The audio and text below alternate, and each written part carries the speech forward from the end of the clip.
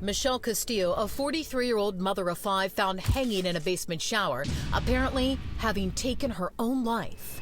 This was somebody who was happy, joyful, looking forward to her freedom. I was told that they said that she committed suicide, but it didn't look like suicide. So I said, well, that's right, because it isn't. So figure out what happened. I called up Mr. Castillo, and I explained who I was, and I said I needed to speak to him right away. Michelle's estranged husband, Braulio, lives just a few blocks away, and Detective McCaffrey reaches his home in less than a minute. And I see him at the top of the stairs. He's on his phone. And then he comes down and he tells me he's on the phone with his lawyer, and his lawyer advised him not to speak to me. On the phone with his lawyer? He doesn't even know why you're there. Yeah. And the other thing I noted about that was he had a black eye and a scratch running down his face. Did you ask him about that at the scene? Well, he lawyered up right away, so there's not much of me asking him anything. You couldn't ask him anything? I couldn't really ask him anything. Braulio is now a prime suspect, but cops first need to prove that Michelle's death was murder, not suicide. I went to the autopsy the next day, and there was extensive injuries. What types of injuries? Facial injuries. There was bruising to her face, her neck, obviously.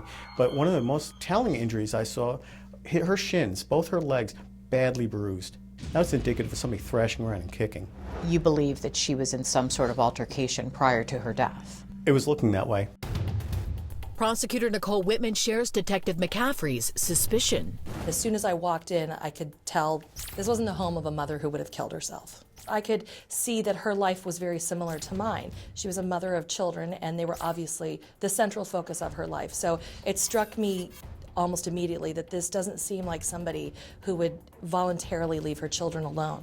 This did not appear to be a woman who was going to take her life. Not even close. Soon, forensic evidence begins to support that conclusion. What was interesting to me is when we dusted the shower stall, there were no prints, nobody's prints. No one's prints? No one's print, and it looked like there was wipe marks. There was nothing there, it was wiped down. Now, if somebody stepped into the shower, their fingerprints would be on there. There were no fingerprints on there. Analysis of Michelle's clothing also reveals startling clues. What did you find on Michelle's sweatshirt? Blood. There was a type of pattern blood and spots on her shirt, on her sleeves.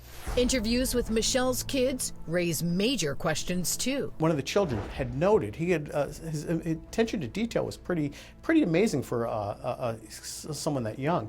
He had noted to us that the bed did not look right. When he went in his mother's bedroom that morning looking for her, the bed was made, but it was not made the way she did it. So when the CSI folks, when they stripped the bed, they found blood on a pillowcase. But it will take 2 weeks for DNA tests to confirm whose blood. He wasn't in that house for a whole year, allegedly, so his blood shouldn't have been anywhere near there. In the meantime, police begin to look deeper into Braulio's past for any misdeeds. It doesn't take long. All right there. Remember his status as a wounded veteran, the one that got him those lucrative government contracts? Would you believe it was a football injury from prep school? He twisted his ankle in the 11th grade of a military prep school.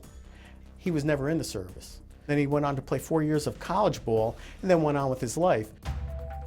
This sleazy twisting of the rules didn't sit well with Congresswoman Tammy Duckworth, an actual wounded veteran who lost both legs and the use of one arm while flying a chopper in Iraq. In 2013, Duckworth grilled Castillo before Congress. Mr. Castillo, how are you? Thank you. Thank you for being here today. I'm not well, but you're welcome. All right. So your foot hurt? Your left foot? Yes, ma'am. It hurts. Yeah, my feet hurt too. In fact, in your letter to a government official, I think it's the SVA, attention Gina Mu, you said, my family and I have made considerable sacrifices for our country. My service-connected disability status should serve as a testimony to that end. I can't play with my kids because I can't walk without pain. These are crosses. These are crosses that I bear due to my service to our great country, and I would do it again to protect this great country. I'm so glad that you would be willing to play football in prep school again to protect this great country. Shame on you, Mr. Castillo. Shame on you. You may not have broken any laws, but you certainly broke the trust of this great nation. Shady business dealings are one thing. Murder is something else entirely. Detective McCaffrey canvasses the neighborhood for surveillance footage from the night of the murder and scores a potential hit. This video from a camera across the street. It shows Michelle arriving home at 8:19. Unfortunately, there is no sign of an intruder or possible suspect. I was looking at the time frame from midnight on, and I didn't see any perpetrator going into the house, and I couldn't understand it because if it was after midnight, the alarm would have went off. Those kids would have woken up. Everybody would have woken up, so I couldn't understand it. And I'd lay there at night thinking, in the initial stages, how did this happen? But thanks to some pillow talk, the detective catches a break. At one point, I was laying there at night, and I was just going to sleep, and my wife watches these crime shows, and she said, well, maybe he got in before 12 o'clock. Maybe he got in before Michelle got home. I was kind of like, I think I dismissed it. She claims I rolled my eyes and she got a little upset with me, but I didn't. I thought it through. And then the next day I called up the CSI people and said, can we get video from 8 o'clock at night? Because that's the last known time Braulio was seen.